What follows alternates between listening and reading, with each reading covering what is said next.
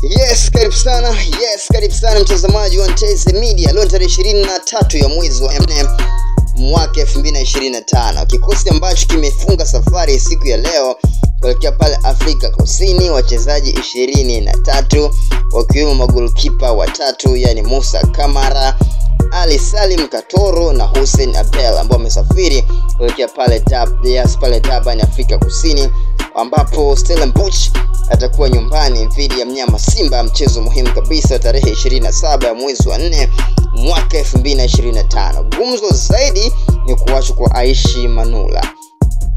Manula amebaki kwenye kikosi ambacho kimesafiri kuelekea pale Afrika Kusini, na sisi kama Nteze Media tukaona tukusogezewe mpenzi na mtazamaji wa Nteze Media ili utambue kitu gani kinajiri kwenye hicho kikosi na tatu ambacho Simba ameondoka nacho siku ya leo pale Terminal 1 pale katika uwanja wa International Airport Mwalimu Nyerere, ambapo mnyama Simba anaondoka paka pale Durban, Afrika Kusini, akisafiri na wachezaji 23 ambao wataenda kuvaa Stellenbosch pale Afrika Kusini. Kizuri zaidi ambacho ndio kitambua ni kuachwa na kubaki kwa Aishi Manula, ambapo ni miongoni mwa safari kadhaa ambazo Aishi Manula huwa hasafiri na timu kuelekea michezo ya nje ya nchi. Japokuwa mchezo wa juzi wa Zanzibar, Aishi Manula alikuwa Zanzibari pale New Aman Complex, alikuwa ni sehemu ya timu.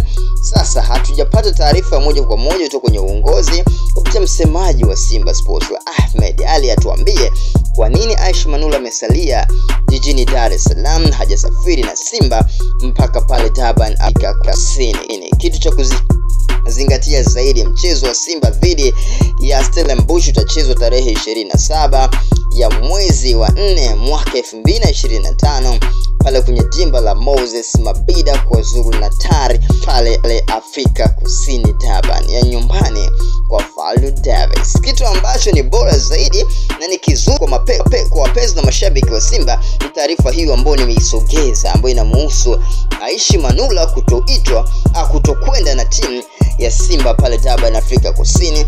Na mimi binafsi sina taarifa moja kwa moja, kwa sababu tupo hapa na sisi kama Nteze Media tukusogezea taarifa zote ambazo zinazidi kujiri. Siku kadhaa nyuma ni ripoti taarifa ya Aishi Manula huenda akaondoka kwenye kikosi cha Simba Sports baada ya msimu huu wa 2024-2025, wakati mkia timu ambayo itamhitaji na itahitaji huduma yake, na akiondoka ataondoka mchezaji huru ambaye atatimkia kwenye timu ambayo inahitaji. Ni ripoti mwezi wa kwanza, dirisha dogo lilifungwa tarehe 12 ya mwezi wa 12 mwaka 2024. Aishi Manula alitakiwa na Azam FC na Singida Black Stars. Kwa ushahidi mkubwa, sauti za wasemaji ziliripuka kabisa na kuzungumza Aishi Manula alitakiwa Singida Black Stars.